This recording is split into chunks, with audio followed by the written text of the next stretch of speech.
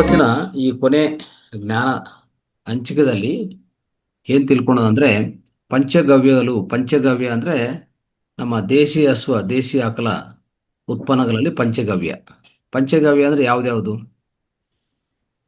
ಯಾರು ಹೇಳ್ತೀರಾ? ಒಂದು ಆಂಡ್ರೈಸ್ ಮಾಡಿ. ಪಂಚಗವ್ಯ ಅಂದ್ರೆ ಯಾವ್ದ್ಯಾವುದು ಹಾಲು, ತುಪ್ಪ, ಮೊಸರು, ಬೆಣ್ಣೆ, ಹೇಳಿ. ಹಾಲು, ಉಮಾದೇವಿ ಮೇಡಮ್ ಹೇಳಿ. ಯೋಚನೆ ಮಾಡಬಾರ್ದು, ಹೇಳಿ. ಯಾವಾಗ್ಲೂ ಕೇಳಿಸ್ಕೊಳ್ಳೋದಲ್ಲ, ನೀವು ಹೇಳ್ತಾ ಇರ್ಬೇಕು. ಹಾಲು, ಗೋಮೂತ್ರ, ಸಗಣಿ, ಹಾ, ಹೇಳ್ಬೇಕು. ಅದೇ ನೋಡಿ, ಕೇಳಿದ್ರೆ ಹೇಳಲ್ಲ. ಹಾ, ಆಯ್ತು. ಬಸಪ್ಪ ಹಾಲು, ಅವ್ರು. ಹಾಲು, ತುಪ್ಪ, ಮೊಸರು, ಬೆಣ್ಣೆ ಅದ ಸರ್. ಹಾ, ಹೇಳಿ. ಸ್ಟ್ರಾಂಗ್ ಆಗಿ ಹಾಲು, ಹೇಳಿ, ಹೇಳೋದು. ಹಾಲು, ಹಾಲು. ತುಪ್ಪ, ಮೊಸರು, ಬೆಣ್ಣೆ, ಹಾ, ಆ, ಬೆಣ್ಣೆ ಗೋಮೂತ್ರ, ಬರಲ್ಲ. ಬೆಣ್ಣೆ ಬರಲ್ಲ. ಗೋಮೂತ್ರ, ಹ್ಮ್. ಗೋಮೂತ್ರ, ಸಗಣಿ. ಸಗಣಿ. ಸಗಣಿ, ಹ್ಮ್. ಸಗಣಿ. ಫಸ್ಟ್ ಹಾಲಿಂದ ಸ್ಟಾರ್ಟ್ ಮಾಡ್ಕೊಳ್ಳಿ. ಹಾಲಿಂದ ಏನ್ ಬರುತ್ತೆ? ನೆಕ್ಸ್ಟ್ ಬರೋದು ಆ ಮೊಸರು. ಮೊಸರು ಮೊಸರಿಂದ ನೆಕ್ಸ್ಟ್ ಅಲ್ಲ, ಮೂರನೇದು ತುಪ್ಪ. ಮಧ್ಯದಲ್ಲಿ ಬೆಣ್ಣೆ ತೆಗಿಬಿಡಿ. ಇಲ್ಲ, ಬೆಣ್ಣೆ ಬರಲ್ಲ. ಮಜ್ಜಿಗೆ ಗುರುಜಿ, ಮಜ್ಜಿಗೆ. ಇಲ್ಲ, ಮಜ್ಜಿಗೆನೂ ಬರಲ್ಲ. ಹಾಲು. ಆಯ್ತಾ? ಹಾಲು ಬರುತ್ತೆ, ಮೊಸರು ಬರುತ್ತೆ, ಬೆಣ್ಣೆ, ಮತ್ತೆ ಸೆಗಣೆ, ಆಮೇಲೆ ಮೂತ್ರ. ಈ 5 ಬರೋದು. ಮಧ್ಯದಲ್ಲಿ ಬರುವಂಥವೆಲ್ಲ ಅದರ ಬೈ ಪ್ರಾಡಕ್ಟ್ಸ್. ಅಂದ್ರೆ ಮಜ್ಜಿಗೆ ಆಗಲಿ, ಬೆಣ್ಣೆ ಆಗಲಿ, ಇವೆಲ್ಲ ಮಧ್ಯದಲ್ಲಿ ಬರುವಂಥದ್ದು. ಅದು ಪಂಚಗವ್ಯ ಆಗಲ್ಲ. ಪಂಚಗವ್ಯ ಅಂದ್ರೆ ಯಾವುದಂದ್ರೆ ಇದು 5 ಮಾತ್ರವೇ. ಅರ್ಥ ಆಯ್ತಾ? ಇದರಿಂದ ಬೇರೆ ಬೇರೆ ಉತ್ಪನ್ನ ಆಗತ್ತೆ. Okay, right. ಸೊ ಈ ರೀತಿಯಲ್ಲಿ ಈಗ ಮಜ್ಜಿಗೆದ ಲಾಭಗಳು ಹೇಳಿ. ಯಾರು ಹೇಳ್ತೀರಾ? ಮಜ್ಜಿಗೆಯಿಂದ ವೆಯ್ಟ್ ಲಾಸ್ ಮಾಡ್ಕೋಬಹುದು. ಹ್ಮ್. ಮಜ್ಜಿಗೆಯಲ್ಲಿ ಇದನ್ನ ಹಾಕೊಂಡು ಸೀಡ್ಸ್ ಹ್ಮ್. ಹಾಕೊಂಡ್ರೆ ಹಾರ್ಟಿಗೂ ಒಳ್ಳೇದು. ಹ್ಮ್. ಮಜ್ಜಿಗೆ ದೇಹ ತಂಪು ಮಾಡುತ್ತೆ. ಹ್ಮ್. ಜೀರ್ಣಶಕ್ತಿ ಕ್ರಿಯೆ ಚೆನ್ನಾಗಿರುತ್ತೆ. ಹ್ಮ್. ಹ್ಮ್. ದೇಹ ತಂಪಾಗಿಡುತ್ತೆ. Okay, very good. ಸೊ ಆಮೇಲೆ ಯಾವಾಗ ಕುಡಿಬೇಕು? ಯಾವಾಗ ಕುಡಿಬೇಕು? ಮಧ್ಯಾಹ್ನ ಕುಡಿಬೇಕು, ರಾತ್ರಿ ಕುಡಿಬಾರ್ದು. ಬೆಳಿಗ್ಗೆ ಕುಡಿಬಹುದು, ಮಧ್ಯಾಹ್ನ ಊಟ ಆದ್ಮೇಲೆ ಕುಡಿಬೇಕು ಮಜ್ಜಿಗೆನ. ವೆರಿ ವೆರಿ ರಾತ್ರಿ ಗುಡ್. ಕುಡಿಬಾರ್ದು ಅಂತ. ರೈಟ್. ಸೊ ಇದು ಯಾವಾಗನ ಈ ಶುಗರ್ ವ್ಯಾಧಿ ಇರೋರ್ಗು ತುಂಬಾ ಹೆಲ್ಪ್ ಆಗತ್ತೆ ನೋಡಿ. ಹೆಲ್ಪ್ ಶುಗರ್ ಆಗುತ್ತೆ. ವ್ಯಾಧಿ ಇರೋರ್ಗು ತುಂಬಾ ಹೆಲ್ಪ್ ಆಗತ್ತೆ. ಮಜ್ಜಿಗೆ ಕುಡಿಬೇಕಾಗತ್ತೆ. ಓಕೆ. ಆಮೇಲೆ ಏನಾಗತ್ತೆ ಅಂದ್ರೆ, ಯಾರಿಗಾದ್ರೂ ಈ ಮೋಷನ್ಸ್ ಆಗ್ತದೆ ನೋಡಿ, ಅಂದ್ರೆ ವಿರೇಚನಗಳು ಜಾಸ್ತಿ ಬೇದಿ ಆಗ್ತದಲ್ಲ, ಅವ್ರಿಗೆ ತುಂಬಾ ಸಹಾಯ ಆಗುತ್ತೆ ಒಂದು ರೀತಿಯಲ್ಲಿ. ಓಕೆ. ಸೊ ಆ ರೀತಿಯಲ್ಲಿ ಆಮೇಲೆ ಯಾವ್ದಾರ ರೋಗ ನಿರೋಧಕ ಶಕ್ತಿ ನಮ್ಮಲ್ಲಿ ಈ ಇಮ್ಯುನಿಟಿ ಪವರ್ ಅನ್ನು ಹೆಚ್ಚು ಮಾಡತ್ತೆ. ಆಯ್ತಾ? ಜಾಸ್ತಿ ಕಾಫ್ ಬರ್ತಾ ಇದ್ರು ಮಜ್ಜಿಗೆ ರೂಪದಲ್ಲೇ ಕುಡಿಬೇಕಾಗತ್ತೆ. ಮೊಸರು ತಗೋಬಾರ್ದು. ಆಯ್ತಾ? ಮೊಸರು ತಗೋಬಾರ್ದು. ಸೊ ನೆಕ್ಸ್ಟ್ ಇವತ್ತಿನ ಅಂಶ ಈ ನಮ್ಮ ತುಪ್ಪ. ಓಕೆ. ದೇಸಿ ಆಕಳ ತುಪ್ಪ, ಅದರ ಪ್ರಯೋಜನಗಳು ಸ್ವಲ್ಪ ತಿಳ್ಕೋಬೇಕು. ಜಾಸ್ತಿ ಪ್ರಯೋಜನಗಳಿದೆ. ಅಂದ್ರೆ ಇದು ಒಂಥರ ಈ ನೋವುಗಳ ನಿವಾರಣೆ. ಆಯ್ತಾ? ಎಸ್ಪೆಷಲಿ ಈ ಜಾಯಿಂಟ್ಸ್ ಪೇನ್ ಬಿಟ್ರೆ ದೇಹದಲ್ಲಿ ಎಲ್ಲೇ ನೋವಾದ್ರೆ ಇದನ್ನ ಮರ್ದನ ಮಾಡ್ಕೋಬಹುದು. ಆಯ್ತಾ? ಇದನ್ನ ಮರ್ದನ ಮಾಡ್ಕೊಂಡ್ರೆ ಅದ್ಭುತವಾದ ರೀತಿಯಲ್ಲಿ ಗುಣ ಆಗತ್ತೆ. ಇದು ಫಸ್ಟ್ ನೆನ್ಪಿಟ್ಕೊಳ್ಳಿ. ಏನದು? ನಮ್ಮ ದೇಹದಲ್ಲಿ ಈ ಜಾಯಿಂಟ್ಸ್ ಪೇನ್ ಬಿಟ್ರೆ ಮಿಕ್ಕಿದ ಎಲ್ಲೇ ನೋವು ಬಂದ್ರೆ ಇದನ್ನು ಚೆನ್ನಾಗಿ ಮರ್ದನ ಮಾಡ್ಕೊಂಡ್ರೆ ಅದು ವಾಸಿ ಆಗತ್ತೆ. ಆಯ್ತಾ? ಅದೇ ರೀತಿಯಲ್ಲಿ ಈಗ ಉದಾಹರಣೆಗೆ ತಲೆನೋವು ಬಂತ ಇಟ್ಕೊಳ್ಳಿ. ಅದು ಏನು ಮಾಡ್ಬೇಕಂದ್ರೆ 1 ಡ್ರಾಪ್ 2 ಡ್ರಾಪು ಮೂಗಿಯಲ್ಲಿ ಹಾಕ್ಕೊಂಡು ಅಂತ ಸ್ವಲ್ಪ ಶ್ವಾಸ ತಗೊಂಡ್ರೆ ಸಾಕು. ಅದು ತಲೆನೋವನ್ನು ನಿವಾರಣೆ ಮಾಡತ್ತೆ. ಸೊ ತಲೆನೋವು ಅಂದಲ್ಲ, ಎಷ್ಟೋ ಶಿರೋವ್ಯಾಧಿಗಳು, ಈ ತಲೆಯಲ್ಲಿ ಬರುವಂಥ ವ್ಯಾಧಿಗಳಿದೆಯಲ್ಲ, ಎಲ್ಲದಕ್ಕೂ ಪರಿಹಾರ ಇದೆ. ತುಂಬಾ ಜನ ಈ ಆಲ್ಜ್ಮೇರ್ಸ್ ಅಂತ ಬಂದಿರ್ತದೆ ನೋಡಿ. ಆಲ್ಜ್ಮೇರ್ಸ್ ಅಂದ್ರೆ ಯಾವುದು ನೆನಪಿರಲ್ಲ ಅವ್ರಿಗೆ. ಆಯ್ತಾ? ಯಾವುದೇ ಒಂದು ವಿಷಯ ನೆನಪಿರಲ್ಲ, ಹಾಗೆ ಮರೆತು ಬಿಡ್ತಾರೆ. ಇನ್ನು ಹೇಳ್ಬೇಕಂದ್ರೆ ಹೆಂಡತಿ ಇವ್ರ ಗಂಡ ಅದನ್ನು ಮರೆತು ಬಿಡ್ತಾರೆ ಅವರು. ಆಯ್ತಾ? ಆ ಸ್ಥಿತಿಯಲ್ಲಿ ಆಗತ್ತೆ. ಅಂದ್ರೆ ಅದೆಲ್ಲ ಶಿರೋವ್ಯಾಧಿಗಳೇ. ತಲೆಯಲ್ಲಿ ಬರುವಂಥ ವ್ಯಾಧಿಗಳವೆಲ್ಲ. ಬ್ರೈನ್ ಪ್ರಾಬ್ಲಮ್ಸ್, ಬ್ರೈನ್ ಡಿಸಾರ್ಡರ್ಸ್ ಅಂತ ಹೇಳ್ತೀವಿ. ಅದನ್ನು ಸಹ ಸೊ ಖಂಡಿತ ಹೋಗಲಾಡಿಸ್ಕೋಬಹುದು. ಓಕೆ. ಸೊ ಆಮೇಲೆ ನಿಮ್ಮ ಇಂದ್ರಿಯಗಳ ಶಕ್ತಿ ಹೆಚ್ಚಾಗತ್ತೆ. ಈ ನಶ್ಯ ಅಂದರೆ ನಶ್ಯ ರೂಪದಲ್ಲಿ ತಗೊಂಡದು.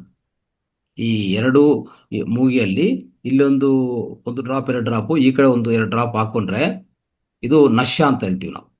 ಮೂಗಿಯಿಂದ ತೆಗೆದು ಮೂಗಿಯಿಂದ ಈ ಏಟು ತುಪ್ಪವನ್ನು ನಶ್ಯ ರೂಪದಲ್ಲಿ ತಗೊಳ್ಳೋದು. ಓಕೆ. ಎಲ್ಲ ಇಂದ್ರಿಯಗಳ ಶಕ್ತಿ ಬಲಪಡಿಸ್ಬೋದು ನಾವು. ಅಂದರೆ ಈ ಕಣ್ಣುಗಳಾಗಲಿ ಕಿವಿಗಳಾಗಲಿ ಮೂಗಿ, ಆ, ಈ ಎಲ್ಲ ಇಂದ್ರಿಯಗಳು ಮುಖದಲ್ಲಿರುವಂಥ ಇಂದ್ರಿಯಗಳಿದೆಯಲ್ಲ ಎಲ್ಲನೂ ಬಲಪಡಿಸ್ಬೋದು. ಅದು ಅದ್ಭುತವಾದ ವಿಷಯ ಇದು. ಆಯ್ತಾ.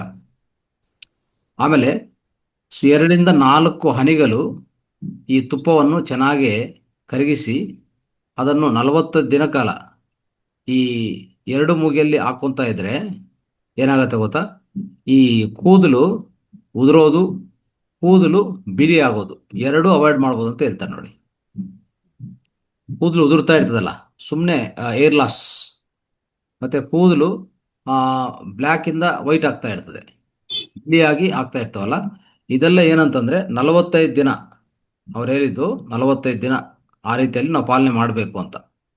45 ಡೇಸು 2 4 ಹನಿಗಳು, ಆಯ್ತಾ, ಅದನ್ನು ಕರಗಿಸಿ ನಾವು ಈ ಎರಡು ಮೂಗಿಯಲ್ಲಿ ಈ ಕಡೆ ಎರಡು ಈ ಕಡೆ ಎರಡು ಡ್ರಾಪ್ಸ್ ಹಾಕೊಂತ ಇದ್ರೆ ಅಷ್ಟು ಲಾಭ ಇದೆ ಅಂತ ಹೇಳಿದ್ದಾರೆ ನೇರವಾಗಿ.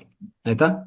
ಆಮೇಲೆ ಈ ಶೀತ ಬರ್ತದಲ್ಲ, 1 ಸ್ಪೂನು ಈ ಏಟು ತುಪ್ಪವನ್ನು, ಓಕೆ, ಸ್ವಲ್ಪ ಬಿಸಿ ನೀರು ಅದರಲ್ಲಿ ಹಾಕ್ಕೊಂಡು, ಓಕೆ, ಅದು ನಾವು ಸೇವನೆ ಮಾಡ್ತಾ ಹೋದರೆ ಯಾವುದೇ ಅಲರ್ಜೀಸು ಎಸ್ಪೆಷಲಿ ಈ ಶೀತ, ಪದೇ ಪದೇ ಶೀತ ಬರೋದು ಕಡಿಮೆ ಆಗುತ್ತೆ ಅಂತ ಹೇಳಿದ್ದಾರೆ. ಓಕೆ. 1 ಟೀ ಸ್ಪೂನ್ ತಗೊಳ್ಳಿ ಏಟು ತುಪ್ಪ, ಒಂದು ಗ್ಲಾಸು ಉಗುರು ಬೆಚ್ಚ ನೀರು ಅದರಲ್ಲಿ ಮಿಕ್ಸ್ ಬೆರೆಸ್ಕೊಂಡು ಅದು ಕುಡಿದ್ರೆ ಸಾಕು. ಇಂಥ ಅಲರ್ಜಿ ಪದೇ ಪದೇ ಸೀನುಗಳು ಬರೋದು, ಹೆಚ್ಚು ಕೋಲ್ಡ್ ಶೀತ ಆಗ್ತಾ ಇರ್ತದೆ ನೋಡಿ, ಅದು ಅವಾಯ್ಡ್ ಆಗತ್ತೆ. ಯಾರಿಗಾದ್ರೂ ಮಕ್ಕಳಾದ್ರೂ ಎಲ್ಲರಿಗೂ. ಓಕೆ. ನೆಕ್ಸ್ಟ್, ಕಣ್ಣುಗಳ ದೃಷ್ಟಿ. ಇದನ್ನು ಈ ತುಪ್ಪವನ್ನು ನಶ್ಯ ಥರ ತಗೊಂಡೋದಾಗ್ಲಿ, ನೇರವಾಗಿ ಕಣ್ಣುಗಳಲ್ಲಿ ಒಂದು ಡ್ರಾಪ್ ಈ ಕಡೆ ಒಂದು ಡ್ರಾಪ್ ಈ ಕಡೆ ಹಾಕಿದ್ರು, ಓಕೆ, ಕಣ್ಣುಗಳಲ್ಲಿ ಇರುವಂಥ ಉರಿ ಇಮ್ಮಿಡಿಯೇಟು ತಕ್ಷಣವೇ ಕಮ್ಮಿ ಆಗತ್ತೆ. ಈ ನೇತ್ರ ಶಕ್ತಿ ವೃದ್ಧಿ ಆಗತ್ತೆ ನೋಡಿ, ಎಷ್ಟು ಲಾಭ ಇದೆಯೋ. ನಾವು ನಶ್ಯ ರೂಪದಲ್ಲಿ ತಗೊಂಡ್ರು ಎಫೆಕ್ಟ್ ಈಗಾಗಲೇ ಹೇಳಿದಲ್ಲ, ನಶ್ಯ ರೂಪದಲ್ಲಿ ತಗೊಂಡ್ರೆ ಎಲ್ಲ ಇಂದ್ರಿಯಗಳ ಶಕ್ತಿ ಹೆಚ್ಚಾಗತ್ತೆ ಅಂತ. ಅದೇ ರೀತಿಯಲ್ಲಿ ನಶ್ಯನೇ ಅಲ್ಲ, ಒಂದು ಡ್ರಾಪ್ ಇಲ್ಲಿ ಒಂದು ಡ್ರಾಪ್ ಇಲ್ಲಿ ಕಣ್ಣುಗಳ ಒಳಗಡೆ ಹಾಕಿದ್ರು ನಿಮ್ಮ ಕಣ್ಣುಗಳ ದೃಷ್ಟಿ, ಅದರ ಶಕ್ತಿ ಹೆಚ್ಚಾಗತ್ತೆ. ಏನಾದರೂ ಉರಿ ಇದ್ರೆ ಉರಿ ಇಮ್ಮಿಡಿಯೇಟ್ ಹೋಗುತ್ತೆ. ಇದೆಲ್ಲ ಬರ್ಕೊಳ್ಳಿ ನೀಟಾಗಿ, ಇದನ್ನು ಪಾಲನೆ ಮಾಡ್ತಾ ಇರ್ಬೇಕು ನಾವು. ಆಯ್ತಾ. ಬರ್ಕೊಂಡದೆಲ್ಲ ಪಾಲನೆ ಮಾಡ್ತಾ ಇರ್ಬೇಕಾಗತ್ತೆ. ಮತ್ತೆ ಈ ಶಾರೀರಿಕ ನೋವುಗಳು ಈಗಾಗಲೇ ಹೇಳಿದೆ. ಬಲಹೀನತೆಯಿಂದ ಬರುವಂಥ ನೋವುಗಳಾಗಲಿ, ಸೊ ಆಮೇಲೆ ದೇಹ ಹೆಚ್ಚು ಭಾರ ಇರೋದಾಗ್ಲಿ, ಕಂಡರಗಳು ಶಿಥಿಲವಾಗೋದು ಅಂದರೆ ಒಂಥರ ಸ್ನಾಯುಗಳು ಶಿಥಿಲವಾಗೋದಾಗ್ಲಿ, ಕೂರಕ್ಕಾಗಲ್ಲ, ಎದ್ದಕ್ಕಾಗಲ್ಲ, ನಡೆಯೋಕ್ಕಾಗಲ್ಲ, ಈ ಥರ ತುಂಬ ಬಲಹೀನ ಅಂತ ಅನ್ಸೋದು, ಶಸ್ತ್ರಚಿಕಿತ್ಸೆ ಆದಮೇಲೆ ಬರುವಂಥ ಬಲಹೀನತೆ ನಿವಾರಣೆಗೆ. ಓಕೆ. ಸೊ ಈ ಏಟು ತುಪ್ಪವನ್ನು ತಗೊಂಡು ಶರೀರವನ್ನು ಚೆನ್ನಾಗಿ ಮರ್ದನ ಮಾಡಿದರೆ, ಮರ್ದನ ಅಂದರೆ ಮಸಾಜ್, ಆವಾಗ ಶರೀರ ಬಲವಾಗಿ ದೃಢವಾಗಿ ತಯಾರಾಗತ್ತೆ ಅಂತ ಹೇಳ್ತಾರೆ. ಆಯ್ತಾ. ಸೊ ಅಷ್ಟು ಏಟು ತುಪ್ಪದಲ್ಲಿ ಅದೊಂದು ಅದ್ಭುತವಾದ ವಿಷಯ ಇದು. ಈ ಏಟು ತುಪ್ಪ ನೀವು ತರಿಸ್ಕೋಬೇಕಂದ್ರೆ ನೇರವಾಗಿ ಗೋಶಾಲ ನಿಮ್ಮ ನಿಯರ್ ಬೈ ಗೋಶಾಲೆ ಇದ್ರೆ ಅಲ್ಲಿಗೆ ಹೋಗಿ, ಎಲ್ಲಿ ಸಿಗೋದಿಲ್ಲ. ಓಕೆ. ಇಲ್ಲ, ಈ ಆರ್ಗಾನಿಕ್ ಸ್ಟೋರ್ಸ್ ಅಂತ ಸಿಗ್ತದೆ, ಅದರಲ್ಲಿ ಏಟು ತುಪ್ಪ ಒರಿಜಿನಲ್ ತಗೋಬೇಕು ನೀವು. ಆರ್ಗಾನಿಕ್ ತುಪ್ಪ ಅಂತ ತಗೊಳಕ್ ಹೋಗ್ಬಿಡಿ ದಯವಿಟ್ಟು. ಆರ್ಗಾನಿಕ್ ತುಪ್ಪ ಅಂತ ಹೇಳ್ತಾರೆ, ಅದು ತಪ್ಪು. ಅದು ಈ ಏಟು ತುಪ್ಪ ಸಮಾನ ಅಲ್ಲ. ಯಾವುದೇ ಜೆರ್ಸಿ, ಹೊಲಸ್ಟಿನ್ ಹಸುಗಳಿಂದ ಬರುವಂಥದ್ದು, ಅದೆಲ್ಲ ಸೀಮೆ ಹಸುಗಳು ಅಂತ ಹೇಳ್ತೀವಲ್ಲ, ಅದರಿಂದ ಬರುವಂಥದ್ದು ಏಟು ತುಪ್ಪ ಅಲ್ಲ. ನಮ್ಮ ನಾಟಿ ಹಸುಗಳು, ದೇಸಿ ಆಕಳ ಏನಿದೆಯೋ ಅದರಿಂದ ಬರೋದೇ ಈ ಏಟು ತುಪ್ಪ, ನೆನ್ಪಿಟ್ಕೊಳ್ಳಿ. ಆಯ್ತಾ. ಇದನ್ನು ಸರಿಯಾದ ರೀತಿಯಲ್ಲಿ, ಸರಿಯಾದ ಸಮಯಕ್ಕೆ, ಸರಿಯಾದ ಪ್ಲೇಸಿಂದ ತಗೋಬೇಕು. ಉದಾಹರಣೆಗೆ ನಮ್ಮ ಫೌಂಡೇಶನಲ್ಲಿ ನಾವು ತರಿಸ್ಕೊಂಡು ಬೇರೆ ಗೋಶಾಲೆಯಿಂದ ಗೋಶಾಲೆಯಿಂದ ತರಿಸ್ಕೊತೀವಿ. ತುಂಬ ಅದು ವಾಸನೆ ಸ್ಮೆಲ್ ನೋಡಿದ್ರೆ ನಿಮ್ಗೆ ತುಂಬ ಅಟ್ರಾಕ್ಟ್ ಆಗುತ್ತೆ, ಒಂಥರ ತುಂಬ ಇಷ್ಟ ಆಗತ್ತೆ. ಡೈರೆಕ್ಟು ತಿನ್ನಕ್ಕೂ ಪ್ರತಿದಿನ ಏನು ಗೊತ್ತಾ, ಇಲ್ಲಿ ಪ್ರತಿದಿನ ಪ್ರತಿಯೊಬ್ಬ ವ್ಯಕ್ತಿ ಸಣ್ಣ ಮಕ್ಕಳಾದರೆ ಅಟ್ಲೀಸ್ಟು 2-3 ಸ್ಪೂನ್ ಕೊಡಿ ಅವರಿಗೆ ತಿನ್ನಿ. ನೀವು ಅಷ್ಟೇ ಜಾಸ್ತಿ ತಿನ್ನಬೇಕಾಗತ್ತೆ. ಸಣ್ಣ ಮಕ್ಕಳಿಗೆ ಕೊಟ್ಟರೆ ಏನಂದರೆ ಸೊ ಅವರ ಬುದ್ಧಿ ಮತ್ತು ಅವರ ಶಾರೀರಿಕ ನರಗಳ ಆ ಒಂದು ದೃಢತ್ವ ಹೆಚ್ಚಾಗತ್ತೆ. ಮೆದುಳಿನ ಮೆದುಳಿನ ಶಕ್ತಿ ಬ್ರೈನ್ ಪವರು ತುಂಬ ಹೆಚ್ಚಾಗತ್ತೆ. ನೆನಪಿನ ಶಕ್ತಿ ತುಂಬ ಹೆಚ್ಚಾಗತ್ತೆ. ಅವರಿಗೆ ಏನಿಲ್ಲ, ಆ ನರ್ವಸ್ ಸಿಸ್ಟಮ್ ಇದೆಲ್ಲ ತುಂಬ ಬ್ರ ಬಲವಾಗಿ ದೃಢವಾಗಿ ತಯಾರಾಗತ್ತೆ. ಮಕ್ಕಳು ಕೊಡಲೇಬೇಕು. ಇದೇ ನಾವು ಮಾಡೋದು ತಪ್ಪು. ತುಂಬ ಈಗ ಎಲ್ಲ ಅಂದರೆ ಇತ್ತೀಚಿನ ಸಮಯದಲ್ಲಿ ಮಾಡ್ರನ್ ಸೊಸೈಟಿ ಆಗಿ ಏನಾಗಿದೆ ಅಂದರೆ, ತುಪ್ಪ ಅಂದರೆ ಈ ನಂದಿನಿ ಗೀಕ್ ಹೋಗ್ತಾರೆ. GRB ನಂದಿನಿ ಗೀ ಸಿಗತ್ತಲ್ಲ, ಅವೆಲ್ಲ ತಗೊಂಡು ಏನು ಲಾಭ ಇಲ್ಲ. ಅರ್ಥ ಆಯ್ತಾ? ಏನು ಲಾಭ ನಿಮಗೆ ಸಿಗೋದಿಲ್ಲ. ಒಂದು ಅದು ತುಪ್ಪ ಥರ ಕಾಣಿಸ್ತದೆ, ಬಟ್ ಅದರಿಂದ ನಿಮ್ಗೆ ಲಾಭ ಇಲ್ಲ. ನಿಮ್ಗೆ ಯಾವುದೇ ರೀತಿಯಲ್ಲಿ ಒಂಥರ A2 ಬೀಟಾ ಕಾಸಿನ್ ಅಂತ ಈ ಪ್ರೋಟೀನ್ ಇರುವಂಥ ಹಾಲಿಂದ ತಯಾರಾಗಿರುವಂಥದ್ದು ಈ A2 ತುಪ್ಪ, ನಮ್ಮ ದೇಸಿ ಹಾಕ್ಲದು. ಅದಕ್ಕೋಸ್ಕರ ಮಕ್ಕಳಿಗೆ ಪ್ರತಿಯೊಬ್ಬರು ಕೊಡಬೇಕಾಗತ್ತೆ. ಆಮೇಲೆ ನೋಡಿದು ಪಿತ್ತ, ಈ ಪಿತ್ತ ಅನ್ನೋದಿದೆಯಲ್ಲ, ಪಿತ್ತನ್ನು ಸರಿಪಡಿಸ್ತದೆ, ಪಿತ್ತವನ್ನು ಪ್ರೇರೇಪಿಸ್ತದೆ. ಅಂದರೆ ಜಠರಾಗ್ನಿ ಇದೆಯಲ್ಲ, ಅದನ್ನು ಉದ್ದೀಪನ ಮಾಡುತ್ತೆ. ಅದಕ್ಕೂ ಏನಾಗತ್ತಂದರೆ ಚೆನ್ನಾಗಿ ಒಂಥರ ಡೈಜೆಷನ್ ಆಗೋದಾಗ್ಲಿ ಎಲ್ಲಿನೂ ತೊಂದರೆ ಕೊಡಲ್ಲ ಅದು. ಓಕೆ. ಸೊ ಅದಕ್ಕೆ ವೃದ್ಧರ ಈವನ್ ಏಜ್ ಆಗ್ತಾ ಇರೋವರೆಗೂ ತುಂಬ ಇಂಪಾರ್ಟೆಂಟ್ ಇದು. ನೋಡಿ, ಈಗ ನಾವು ಶಾಕಾಹಾರಿ ಆಗಿರ್ತೀವಲ್ಲ, ನಮಗೆ ಶಾಕಾಹಾರದಲ್ಲಿ ಪ್ರೋಟೀನ್ ಸಿಗಬೇಕು, ಒಳ್ಳೆ ಕೊಬ್ಬು ಒಳ್ಳೆ ಕೊಬ್ಬು ಸಿಗ್ಬೇಕಂತಂದರೆ ಈ A2 ತುಪ್ಪ ಕಂಪಲ್ಸರಿ. ದಿನನಿತ್ಯ ಪ್ರತಿದಿನ ಪ್ರತಿಯೊಬ್ಬರು, ಇಲ್ಲಿ ವೇದಿಕದಲ್ಲಿರುವಂಥ ಎಲ್ಲ ಮಾಸ್ಟರ್ಸ್ಗೂ ಹೇಳೋದಂದರೆ, ಪ್ರತಿನಿತ್ಯ ಪ್ರತಿಯೊಬ್ಬರು ಇದನ್ನು ಅಟ್ಲೀಸ್ಟ್ 2 to 3 ಸ್ಪೂನ್ಸ್ ಡೈರೆಕ್ಟ್ ತಿನ್ಬೋದು, ಆಹಾರದ ಮೇಲೆ ಸಲ್ಕೊಂಡು ತಿನ್ಬೋದು. ಆ ಥರ ಮಾಡಿ ಚೆನ್ನಾಗಿ ಬೆರೆಸ್ಕೊಂಡು ತಿಂತಾನೆ ಇರಬೇಕು. ಅಂದರೆ ಈ ಸ್ವಲ್ಪ ಅನ್ನ ಹಾಕಿದ್ರು, ಇಲ್ಲಾಂದರೆ ಇದನ್ನು ರೋಟಿ ಹಾಕಿ ರೋಟಿ ಮೇಲೆ, ಇಲ್ಲಾಂದರೆ ಸ್ವಲ್ಪ ಏದಾದರೂ ಪಲ್ಯ ಮೇಲೆ ಈ ಥರ ಹಾಕ್ಕೊಡ್ತೀನಿ. ಆಯಿತಾ? ಬೆಳಗ್ಗೆ ಒಂದು ಸಮಯದಲ್ಲಿ ಬೇಕಂದರೆ ಒಂದು ಉಗುರು ಬೆಚ್ಚ ನೀರು ತಗೊಂಡು ಅದಕ್ಕೂ 1 ಸ್ಪೂನ್ ಬೆರೆಸ್ಕೊಂಡು ಅದನ್ನು ಕೊಡಿ. ಯಾವುದೇ ರೀತಿಯಲ್ಲಿ ನೀವು ಇದನ್ನು ಸೇವನೆ ಮಾಡ್ತಾ ಇದ್ದರೆ ನಿಜವಾಗಿ ಸೊ ನಮ್ಮ ಒಳಗಡೆ ಸೆಲ್ ಆರೋಗ್ಯ ಇದೆಯಲ್ಲ, ನಮ್ಮ ಜೀವಕಣಗಳ ಆರೋಗ್ಯ ತುಂಬ ಚೆನ್ನಾಗಿರ್ತದೆ. ಯಾಕಂದರೆ ಪ್ರತಿ ಜೀವಕಣಕ್ಕೆ ಅದರ ಆ ಜೀವಕಣ ಅಂದರೆ ಜೀವಕೋಶ, ಅದರ ಗೋಡೆಗಳು. ಈಗ ಒಂದು ಬಿಲ್ಡಿಂಗ್ ಇದೆ, ಬಿಲ್ಡಿಂಗ್ಗೆ ಗೋಡೆಗಳು, ಸ್ಕೆಲ್ಟನ್ ಅಂದರೆ ಒಂದು ಸ್ಕೆಲ್ಟನ್ ನಿರ್ಮಾಣ ಇರ್ತದೆ. ಅಂದರೆ ಪಿಲ್ಲರ್ಸ್ ಇದೆಲ್ಲ ಇರ್ತದಲ್ಲ, ಪಿಲ್ಲರ್ಸ್ ಇರ್ತದೆ, ಗೋಡೆಗಳಿರ್ತವೆ, ಫೌಂಡೇಶನ್ ಇರ್ತದೆ, ಎಲ್ಲ ಇರ್ತದೆ ಒಂದು ಬಿಲ್ಡಿಂಗ್ಗೆ. ಅದೇ ರೀತಿಯಲ್ಲಿ ನಮ್ಮ ದೇಹದಲ್ಲಿರುವಂಥ ಸೆಲ್ಸು ನಮ್ಮ ಇಡೀ ದೇಹಕ್ಕೆ ಫೌಂಡೇಶನ್, ಅಂದರೆ ಫೌಂಡೇಶನ್ ಬ್ಲಾಕ್ಸ್ ಅವು. ಅದರ ಆ ಪರ್ಟಿಕ್ಯುಲರ್ ಜೀವಕನ ಆರೋಗ್ಯ ಚೆನ್ನಾಗಿರ್ಬೇಕಂದ್ರೆ ಅದಕ್ಕೆ ಒಳ್ಳೆ ಪ್ರೋಟೀನು, ಒಳ್ಳೆ ಕೊಬ್ಬು ಕಂಪಲ್ಸರಿ. ನೀವು ಒಳ್ಳೆ ಈ ಯಾವುದು ಈ ಕಾರ್ಬೋಹೈಡ್ರೇಟ್ಸ್ ಕೊಡ್ತಾ ಇದ್ರೆ ತೊಂದರೆ ಆಗ್ತದೆ, ನೆನ್ಪಿಟ್ಕೊಳ್ಳಿ. ಈಗಾಗಲೇ ನಾವು ಹೆಚ್ಚು ಕಾರ್ಬೋಹೈಡ್ರೇಟ್ಸ್ ಕೊಟ್ಟು ಸಾಕಾಗಿದೆ. ಆ ಕಾರ್ಬೋಹೈಡ್ರೇಟ್ಸ್ ಹೇಗಂತಂದರೆ ತಿಂದ ತಕ್ಷಣವೇ ಗ್ಲೂಕೋಸ್ ಅದನ್ನು ಉಪಯೋಗಿಸ್ಕೊಳ್ಳೋ ದಾರಿ ನಮಗಿಲ್ಲ. ನಾವು ಒಳ್ಳೆ ಫಿಸಿಕಲ್ ವರ್ಕ್ ಮಾಡಬೇಕಾಗತ್ತೆ, ಮಾಡಲ್ಲ. ಎದ್ದು ತಿರುಗಬೇಕಾಗತ್ತೆ, ಅಲ್ಲಿ ಇಲ್ಲಿ ಓಡಾಡಬೇಕು, ಎಕ್ಸಸೈಸ್ ಮಾಡಬೇಕು, ಜಾಸ್ತಿ ಯೋಗಾಸನಗಳು ಮಾಡಬೇಕು. ಇದೆಲ್ಲ ಮಾಡೋದು ಕಡಿಮೆ ಆಗಿದೆ, ಕೂತ್ಕೊಳ್ಳೋದು ಹೆಚ್ಚಾಗ್ಬಿಟ್ಟಿದೆ. ಇದು ತೊಂದರೆ ಅಂದರೆ ತೊಂದರೆ. ಇದು ನಿಜವಾಗಿ ಇದೊಂದೇ ತೊಂದರೆಯಿಂದ ಇಡೀ ಈ ಭೂಮಿ ಮೇಲೆ ಎಷ್ಟೋ ಜನ, ಅಮೆರಿಕ ಇರಲಿ, ಇನ್ನೊಂದು ಬೇರೆ ದೇಶ ಯಾವುದೇ ಇರಲಿ, ಈ ದೇಶ ಇರಲಿ, ಪ್ರತಿಯೊಂದು ಕಡೆ ಈ ಡಯಾಬಿಟಿಸ್ ಪೇಷಂಟ್ಸ್ ಹೆಚ್ಚಾಗಿದ್ದಾರೆ.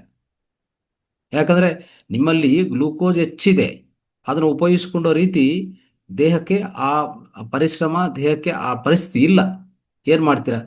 ಬೇಕಾಗಿರೋದು ಗ್ಲೂಕೋಸ್ ಕಡಿಮೆನೇ. ನಾವು ಕೊಡ್ತಾ ಇರೋ ಗ್ಲೂಕೋಸ್ ತುಂಬ ಹೆಚ್ಚಾಗಿ ಕೊಡ್ತಾ ಇದ್ದೀವಿ. ಯಾವ ರೀತಿಯಲ್ಲಿ ಅಂದರೆ ಹೆಚ್ಚಿನ ರೀತಿಯಲ್ಲಿ 45-50 ವರ್ಷ ಹಿಂದೆ ಒಂದು 45-50 ವರ್ಷದಿಂದ ಸ್ಟಾರ್ಟ್ ಆಗಿರೋ ವ್ಯವಹಾರ ಏನಪ್ಪ ಅಂತಂದರೆ, ಎಲ್ಲರೂ ಹೆಚ್ಚಾಗಿ ಒಂಥರ ಈ ಗೋಧುಮೆ ಅಂದರೆ ಗೋಧಿಯಿಂದ ಮಾಡುವಂಥ ಚಪಾತಿಗಳು, ಈ ರೈಸಿಂದ, ಭತ್ತದಿಂದ ಬರುವಂಥ ವೈಟ್ ರೈಸು, ಇದನ್ನೇ ಅಳವಡಿಸ್ಕೊಂಡು ಬಿಟ್ಟಿದ್ದಾರೆ. ಇದು ಅಭ್ಯಾಸ ಮಾಡಿಸ್ಬಿಟ್ಟಿದ್ದಾರೆ ಸೊಸೈಟಿಯಲ್ಲಿ. ಆ ರೀತಿಯಲ್ಲಿ ತಿಂದು ಈ ಗ್ಲೂಕೋಸ್ ಹೆಚ್ಚು ಉತ್ಪನ್ನ ಆಗುತ್ತಲ್ಲ, ಅದು ಒಂದು ರೀತಿಯಲ್ಲಿ ಏನಾಗ್ತಾ ಇದೆ, ಸೆಡೆಂಟ್ರಿ ಲೈಫ್ ಸ್ಟೈಲ್. ಕೂತ್ಕೊಂಡಿರ್ತೀವಿ, ಎಲ್ಲಿ ಹೆಚ್ಚು ಪರಿಶ್ರಮ ಕೊಡಲ್ಲ ದೇಹಕ್ಕೆ, ವ್ಯಾಯಾಮ ಕೊಡಲ್ಲ, ಎಕ್ಸಸೈಸ್ ಕೊಡಲ್ಲ. ಆವಾಗ ಏನಾಗುತ್ತೆ ಅಂದರೆ ಬಂದಿರುವಂಥ ಗ್ಲೂಕೋಸು ಬರ್ನ್ ಆಗಲ್ಲ, ಹಾಗೆ ಬ್ಲಡ್ಡಲ್ಲೇ ಉಳ್ಕೊಂಡು ಬಿಡ್ತದೆ.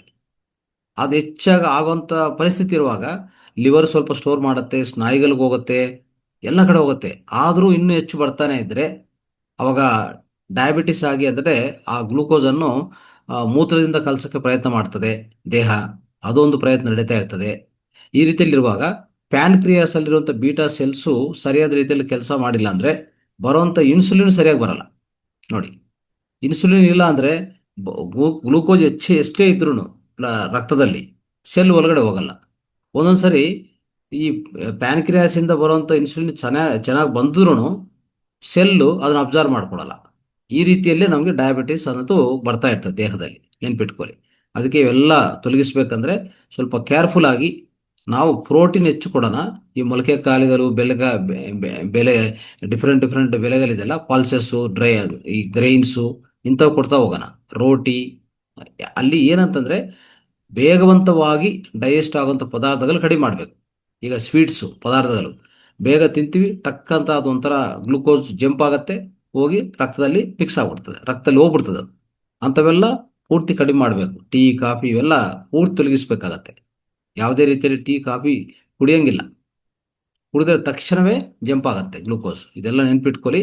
ನೆಕ್ಸ್ಟು ನೋಡಿ, ಈ ಸ್ಮರಣ ಧಾರಣ ಈ ಎರಡೂ ಶಕ್ತಿಗಳು. ಸೊ ಪ್ರತಿಯೊಂದು ದಿವಸ, ಈಗಾಗಲೇ ನಾನು ಹೇಳ್ದಿಲ್ಲ, ಪ್ರತಿಯೊಂದು ದಿವಸ 1 ಸ್ಪೂನು ಈ ದೇಶಿ ಆಕಳ ತುಪ್ಪವನ್ನು ನೇರವಾಗಿ ತಿನ್ನೋದು, ಆಯಿತಾ?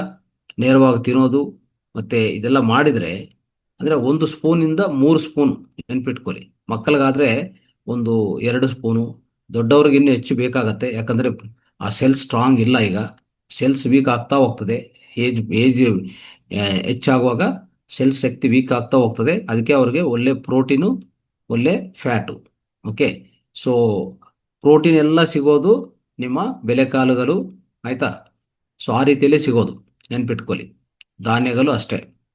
ಅಫ್ಕೋರ್ಸ್ ರೈಸಲ್ಲಿರುತ್ತೆ, ಬಟ್ ಆದಷ್ಟು ಸ್ವಲ್ಪ ರೆಡ್ ರೈಸು, ಬ್ರೌನ್ ರೈಸ್ ಆ ಥರ ಹೋಗಿ, ಪೂರ್ತಿ ವೈಟ್ ರೈಸ್ಗೆ ಹೋಗ್ಬಾರ್ದು. Okay, right. ಸೊ ಈ ರೀತಿಯಲ್ಲಿ ಸ್ಮರಣ ಶಕ್ತಿ ಹೆಚ್ಚಾಗೋದು, ಒಳ್ಳೆ ನಿದ್ದೆ ಬರುತ್ತೆ, ನೆನ್ಪಿಟ್ಕೊಳ್ಳಿ. ಒಳ್ಳೆ ನಿದ್ದೆ ಬರುತ್ತೆ ಈ ಏಟು ತುಪ್ಪ ತಿಂತಾ ಹೋದರೆ. ಸೊ ಆಮೇಲೆ ಯಾವುದೇ ಒಂದು ಗಾಯಗಳಾಗಿದ್ರೆ, ಆಯಿತಾ, ವಿಧ ಒಂಥರ ಯಾವನ್ನ ಬೆಂಕಿಯಿಂದ, ಈ ಅಗ್ನಿಯಿಂದ ಸ್ವಲ್ಪ ಗಾಯಗಳಾಗೋದು ಇವೆಲ್ಲ ಆಗ್ತಾ ಇರ್ತದಲ್ಲ. ಸೊ ಅದರಲ್ಲಿ ಏನು ಮಾಡಬೇಕಂದ್ರೆ ಇದನ್ನು ಲೇಪನ ಮಾಡಬೇಕು. ಏಟು ತುಪ್ಪವನ್ನು ಚೆನ್ನಾಗಿ ಲೇಪನ ಮಾಡಿದರೆ ಬೇಗ ಆ ಗಾಯಗಳು, ಆ ಕುರುಕುಲು ಏನಿದೆಯೋ, ಬಾಯಿಲ್ಸ್ ಏನಿದೆಯೋ, ಬೇಗ ಅದು ಕಮ್ಮಿ ಆಗ್ಬಿಡ್ತವೆ, ನೆನ್ಪಿಟ್ಕೊಳ್ಳಿ. ಇದಕ್ಕೂ ತುಂಬ ಚೆನ್ನಾಗಿ ಕೆಲಸ ಮಾಡ್ತದೆ. ಅದು ಒಂಥರ ಒಳ್ಳೆ ಆಯಿಂಟ್ಮೆಂಟ್ ಥರ ಕೆಲಸ ಮಾಡುತ್ತೆ.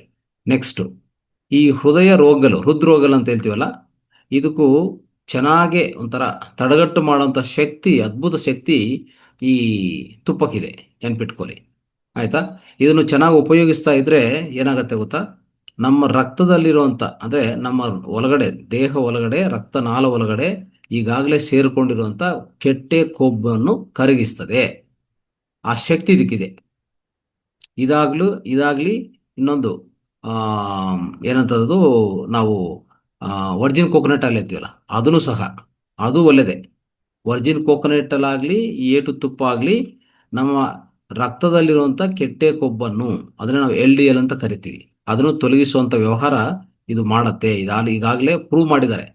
ಅದಕ್ಕೆ ಯಾರ್ಯಾರು ಏಟು ತುಪ್ಪ ಚೆನ್ನಾಗಿ ತಗೊತಾ ಇರ್ತೀರೋ, ಸೊ ಇಂದಿನ ಸಮಯದಲ್ಲಿ ಏನು ಮಾಡಿದೆ ಅಂದರೆ, ಈ ವರ್ಜಿನ್ ಕೋಕೋನಟ್ ಆಯಿಲ್ ತಿನ್ನಬಾರ್ದು, ಕೊಬ್ಬು ಜಾಸ್ತಿ ಆಗುತ್ತೆ, ಕೊಲೆಸ್ಟ್ರಾಲ್ ಜಾಸ್ತಿ ಅಂತ ಒಂಥರ ಎಲ್ಲರನ್ನೂ ಒಂಥರ ಮಂಗ ಮಾಡಿಬಿಟ್ಟಿದ್ದಾರೆ. ಅಂದರೆ ಈ ಮಾಡರ್ನ್ ಸೈನ್ಸ್ ಮಾಡಿರೋಂಥ ವ್ಯವಹಾರ ಅದು ಎಲ್ಲ ತಪ್ಪಾಗಿ ತಿಳಿಸ್ಕೊಟ್ಟಿದ್ದಾರೆ. ಆಮೇಲೆ ಅವರೇ ಒಪ್ಕೊಂಡಿದ್ದಾರೆ ಮತ್ತೆ, ಕೊಲೆಸ್ಟ್ರಾಲ್ ಇಸ್ ಗುಡ್ ಅಂತ. ಕೊಲೆಸ್ಟ್ರಾಲ್ ಬ್ಯಾಡ್ ಅಲ್ಲ, ಕೊಲೆಸ್ಟ್ರಾಲ್ ಬೇಕು ದೇಹಕ್ಕೆ. ಹೌದು, ಬೇಕಲ್ಲ. ಯಾಕಂದರೆ ನಿಮ್ಮ ಸೆಲ್ ಸ್ಟ್ರಾಂಗ್ ಇರಬೇಕಂದ್ರೆ ಕೊಲೆಸ್ಟ್ರಾಲ್ ಬೇಕೇ ಬೇಕು. ನೀವು ನಮ್ಮ ದೇಹದಲ್ಲಿ ಹಾರ್ಮೋನ್ ರೆಡಿ ಆಗುತ್ತೆ, ಎಂಜೈಮ್ಸ್ ರೆಡಿ ಆಗುತ್ತೆ, ಇವೆಲ್ಲ ರೆಡಿ ಆಗಬೇಕಂದ್ರೆ ಕೊಲೆಸ್ಟ್ರಾಲ್ ಬೇಕೇ ಬೇಕು. ಅವಿಲ್ಲ ಅಂದರೆ ಕಷ್ಟ ಆಗುತ್ತೆ, ದೇಹ ರನ್ ಮಾಡೋದು ತುಂಬ ಆಗೋದಿಲ್ಲ, ದೇಹ ವಿಹೀನವಾಗತ್ತೆ, ಎಲ್ಲ ವ್ಯಾಧಿ ನಿರೋಧತೆ ಎಲ್ಲ ಒಟ್ಟೋಗುತ್ತೆ. ಅದಕ್ಕೆ ನಾವು ಮಾಡಬೇಕಾಗಿರೋದು ಏನಂತಂದರೆ, ಒಳ್ಳೆ ಕೊಬ್ಬು ಹೆಚ್ಚಾಗಿ ತಗೊತಾನೆ ಇರಬೇಕು. ಎಷ್ಟು ತಗೊಂಡ್ರೂ ಏನು ತೊಂದರೆ ಇಲ್ಲ, ಆಯಿತಾ? ಸೊ ಇನ್ನೇನಂದರೆ, ಕಾರ್ಬೋಹೈಡ್ರೇಟ್ಸನ್ನು ಪೂರ್ತಿ ಜೀರೋ ಮಾಡಿ ನಿಮ್ಮ ಶಕ್ತಿಯನ್ನು ಪ್ರೋಟೀನಿಂದ ತಗೊಳ್ಳಿ, ಕೊಬ್ಬಿಂದ ತಗೊಳ್ಳಿ, ಎರಡಿಂದ ತಗೊಳ್ಳಿ ಸಾಕು. ಆವಾಗ ನೋಡಿ, ಯಾವುದೇ ಒಬೆಸಿಟಿ ಪ್ರಾಬ್ಲಮ್ ಇಲ್ಲ, ಮಂಡಿ ನೋವಿಲ್ಲ, ಈ ನೋವಿಲ್ಲ, ಯಾವ ನೋವುಗಳು ಬರಲ್ಲ. ನಾವು ಅದೆಲ್ಲ ಸರಿಯಾಗಿ ಪಾಲನೆ ಮಾಡ್ತಾ ಇಲ್ಲ, ಆಯಿತಾ?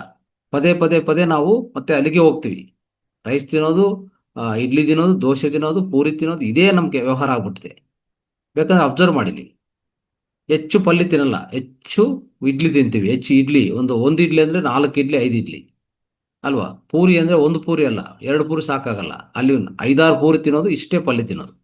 ಇಂಥ ವ್ಯವಹಾರ ನಡೆಸ್ಕೊಳ್ತಾ ಇದ್ವಿ. ಅದಕ್ಕೆ ಇಷ್ಟು ಸಮಸ್ಯೆಗಳು ನಾವು ಫೇಸ್ ಮಾಡ್ತಾ ಇದ್ವಿ, ನೆನ್ಪಿಟ್ಕೊಳ್ಳಿ. ಇದು ಸುಳ್ಳಲ್ಲ, ಪ್ರತಿಯೊಬ್ಬರ ಲೈಫಲ್ಲಿ ಆಗ್ತಾ ಇದೆ. ಗೊತ್ತಿಲ್ಲದೋ ಗೊತ್ತಿದೆಯೋ ನಾವು ಮಾಡ್ತಾನೆ ಇದ್ದೀವಿ, ಅದು ನಿಲ್ಲಿಸಲ್ಲ. ಸೊ ನೇರವಾಗಿ ಏನಾಗುತ್ತೆ ಗೊತ್ತಾ, ನಿಮ್ಮ ಸೆಲ್ಸ್ ವೀಕ್ ಆಗೋದಕ್ಕೆ ಕಾರಣ ಅದೇ. ನಿಮ್ಮ ಸೆಲ್ಸ್ಗೆ ಬೇಕಾಗಿರೋದು ಹೆಚ್ಚು ಪ್ರೋಟೀನ್, ಹೆಚ್ಚು ಕೊಬ್ಬು, ಅಷ್ಟೇ, ನೆನ್ಪಿಟ್ಕೊಳ್ಳಿ. ಕಾರ್ಬೋಹೈಡ್ರೇಟ್ ಅಷ್ಟು ಅವಶ್ಯಕತೆ ಇಲ್ಲ. ಓಕೆ? ಅದು ನೆನ್ಪಿಟ್ಕೊಳ್ಳಿ. ಓಕೆ. ಸೊ ಈ ರೀತಿಯಲ್ಲಿ ನಿಮ್ಮ ಹೃದಯ ಆರೋಗ್ಯವನ್ನು ಕಾಪಾಡ್ಕೊಳ್ಳಿ. ಮತ್ತು ಈ ರೀತಿಯಲ್ಲಿ, ಸೊ ಯಾರಿಗಾದರೂ ಈ ಅಂದರೆ ಜ್ವರ ಹೆಚ್ಚಾಗಿ ಬರ್ತಾ ಇರ್ತದಲ್ಲ, ಅವಾಗ ಏನು ಮಾಡ್ಬೇಕಂದ್ರೆ, ಒಂದು ಉಗುರುಬೆಚ್ಚ ನೀರು ತಗೊಳ್ಳಿ, ಉಗುರುಬೆಚ್ಚ ನೀರು ತಗೊಳ್ಳಿ. ಸೊ ಅದನ್ನು ಏನು ಮಾಡ್ಬೇಕಂದ್ರೆ, ಒಂದು ಈ ಹಸಿ ಹಾಲು, ಅಂದರೆ ಹಾಲಿದೆಲ್ಲ, ಹಾಲನ್ನು ಸ್ವಲ್ಪ ಬೆಚ್ಚವಾಗಿ ಮಾಡಿಕೊಂಡು ಈ ಹಾಲಲ್ಲಿ ಸ್ವಲ್ಪ ಈ ಏಟು ತುಪ್ಪ ಹಾಕ್ಬೋದು. ಓಕೆ. ಅಂದರೆ ಏನಂದರೆ ಇಲ್ಲಿ ಈ ಹಸುವುದು ಹಾಲು ತಗೊಳ್ಳಿ. ಸೊ ಸ್ವಲ್ಪ ಉಗುರು ಬೆಚ್ಚ ಮಾಡ್ಕೊಳ್ಳಿ. ಅದರಲ್ಲಿ 1 ಸ್ಪೂನು ಈ ಏಟು ತುಪ್ಪ ಹಾಕಿ ಚೆನ್ನಾಗಿ ಬೆರೆಸಿ ದಿನಕ್ಕೆ 2 ಸರಿ ತಗೊಂಡ್ರೆ ಜ್ವರ ಕಡಿಮೆ ಆಗುತ್ತೆ ನೋಡಿ.